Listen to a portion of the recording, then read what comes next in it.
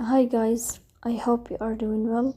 Today we will talk about how to fix or how to solve the problem of offers on the application of UNO. You will go to settings.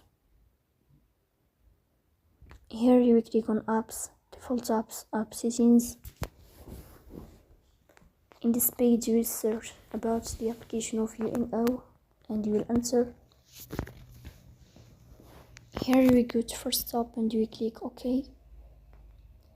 Then you will enter to the window of storage.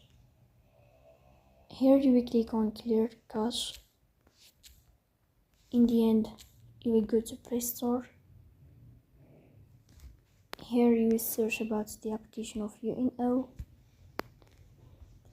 And then you will update your app if you find updates. So please don't forget to support us by like and subscribe. See you next time and thank you.